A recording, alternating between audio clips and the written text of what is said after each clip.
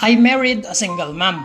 Nais ko pong ibahagi ang aking kwento, nakakapulutan ng aral at magsilbing inspirasyon para sa mga nakakarami. Binata po ako noon. Maraming nagsasabi na mas karapat dapat sa akin yung walang anak. Pero hindi ko po yon inintindi.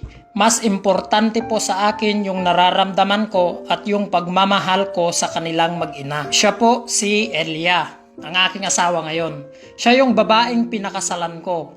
May isa siyang anak, ang pangalan ay si Apple. Tanggap ko silang mag-ina. Hindi mahalaga sa akin kung hindi ko sila kadugo. Ang mahalaga, tanggap ko siya at totoong mahal ko sila. Okay, nakilala ko po siya dito sa Facebook. Nagsimula sa chat, naging magkaibigan, turing pa nga niya sa akin kuya. At siya naman, turing ko sa kanya ading. Hanggang sa nakapagpalagayan kami ng loob. At ayun nga, niligawan ko siya ng 4 na buwan.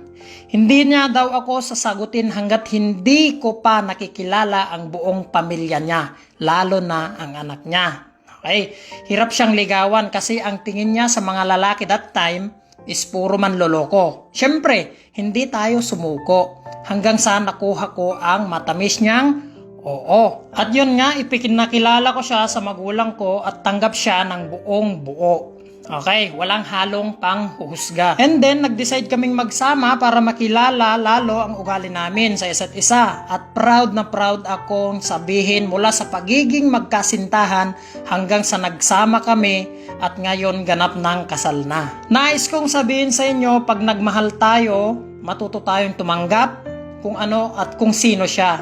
Hindi rin porket single mother ay huhusgahan na natin sila. Sila yung mga babaeng matatag. Babaeng kahit nagkaroon ng hindi magandang nakaraan ay pilit na itinataguyod ang kanilang anak. Sa aking karanasan, napatunayan ko na hindi mahalaga kung kadugo mo yung bata. Hindi mahalaga yung panghuhusga ng ibang tao, basta malinis at totoo ang hangarin mo, wala kang pakialam sa sasabihin ng ibang tao. Ang mahalaga, masaya kayo, nagkakaunawaan, nagdadamayan, at higit sa lahat, nagre-respetuhan. Kaya payo ko sa inyo, huwag kayong matakot magmahal ng isang single mom ha. Hindi nila kagustuhan na iwanan sila at lokohin. Mas lalong hindi dapat natin sila i-judge. Kahit single mom sila, deserve nilang mahalin at irespeto. At ako, masaya ako. Kasi nakakapagpasaya ako ng isang babae kasama yung anak niya na nagpapatatag sa kanya. Kaya kung tatanungin nyo ako, wala akong pinagsisihan kahit isa sa single mom na pinakasalan ko. Kasi masaya ako sa kanila, silang mag-ina yung inspirasyon ko. Masaya akong matawag na papa. Hindi man ako yung totoong tatay, tunay naman ang pag-aalaga ko at pagmamahal ko sa kanila. Ngayon, masaya na kaming namumuhay at nabiyayaan ng napagkakagandang anak na si Baby Zia at si Baby Zaira. Maraming salamat. God bless you.